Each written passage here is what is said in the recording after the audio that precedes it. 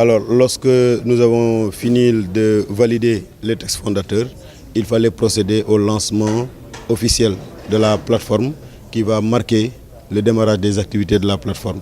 Alors, ça a été l'occasion de cette cérémonie au cours de laquelle il y a eu la signature de la charte par l'ensemble des parties prenantes, notamment les candidats les plus en vue de l'opposition, qui, après avoir fini de constater un certain nombre d'actes posés par le régime en place, qui pourraient demain plonger le pays dans une crise politique, après déjà la crise économique qui est reconnue par les tenants du pouvoir, la crise sociale qui monte crescendo, nous n'avons pas besoin d'y ajouter une crise politique.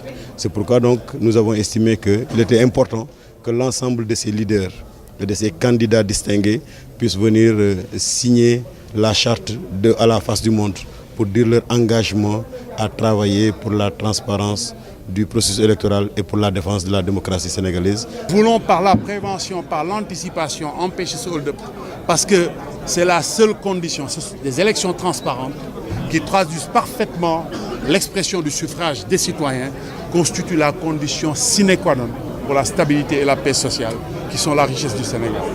Les sondages annoncés sont faux.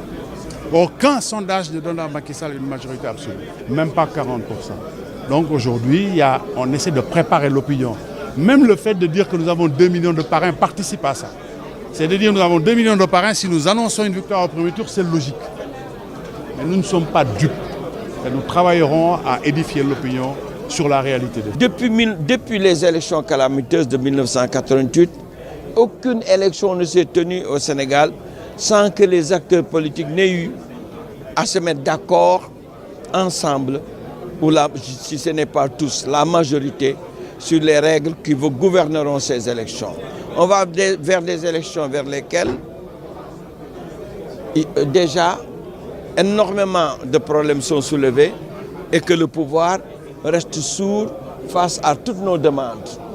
C'est l'occasion, une fois de plus, de leur dire qu'ils doivent donc nous écouter et qu'ils doivent prendre en compte les préoccupations des acteurs politiques pour que nous puissions préserver 2 choses fondamentales pour ce pays, un capital précieux pour ce pays, la paix et la stabilité. Ce projet de liberté et de démocratie au Sénégal, vous savez que moi j'étais ministre dans le gouvernement du président Macky Sall, mais quand il s'est agi de défendre les assises nationales auxquelles nous tous nous étions engagés à réaliser les conditions les meilleures afin que le Sénégal soit de manière irréversible inscrit dans la voie des libertés et de la démocratie. Dès lors que j'ai senti que le président Macky Sall a trahi l'esprit des assises nationales, j'ai démissionné du gouvernement pour retourner vers le peuple sénégalais, engager une dynamique de lutte dynamique avec le peuple sénégalais afin de créer une dynamique d'alternance. Cette alternative, j'espère la porter au grand bonheur du peuple sénégalais pour la défense et la sauvegarde de ses intérêts supérieurs. C'est une dynamique ouverte. Donc j'en profite pour inviter tous les Sénégalais, dans les partis politiques, les mouvements citoyens et même les Sénégalais à titre individuel, à s'inscrire dans la dynamique qui est totalement ouverte.